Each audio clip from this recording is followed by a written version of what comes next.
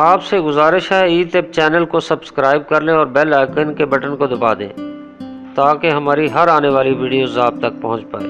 السلام علیکم ناظرین، حکیم سید اسلم شاہ حاضر خدمت ہوں۔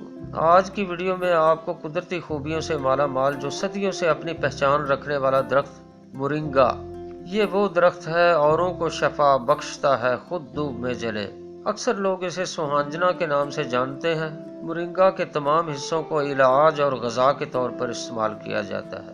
اس کے پھل کو مورنگا کی پھلیاں کہتے ہیں جو سبزی کے طور پر پکائی جاتی ہیں۔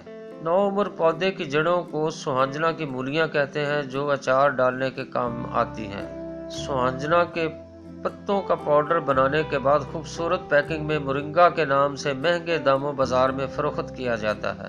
ناظرین، کسی ولی کامل بزرگ کی اس درخت کو دعا ہے جو بے شمار بیماریوں کے لیے مورنگا اکسیر بدن ہے۔ طبی تحقیق کے مطابق سبزیوں، پھلوں، دودھ اور لحمیات میں پائے جانے والے جو اجزاء ہیں، مثلاً protein, vitamins, chlorine, magnesium, sodium, potassium, phosphorus, sulphur اور فولاد بھی مورنگا میں پائے جاتے ہیں۔ سینکڑوں بیماریوں سے لڑنے کی صلاحیت بھی اسی درخت میں موجود ہے۔ جی ناظرین، مورنگا کے استعمال سے چہرے کی جھریاں غائب ہو جاتی ہیں، پچکے ہوئے گال ابھر آتے ہیں، وقت سے پہلے بڑھاپے کا آنا رک جاتا ہے، عورتوں کے رحم میں رسولی حیض کی خرابیاں، لکوریا اور اعصابی کمزوری ختم ہو جاتی ہے۔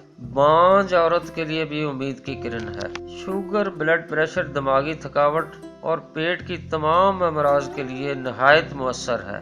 ناظرین، تیار کرنے کا طریقہ ہے: مورنگا کے تازہ پتوں کو پانی سے اچھی طرح دھو کر سایہ میں خشک کر لیں۔ 500 گرام خشک پتوں میں 50 گرام کلونجی ملا کر گرینڈر کی مدد سے اچھی طرح باریک کر لیں اور کسی صاف برتن میں محفوظ کر لیں۔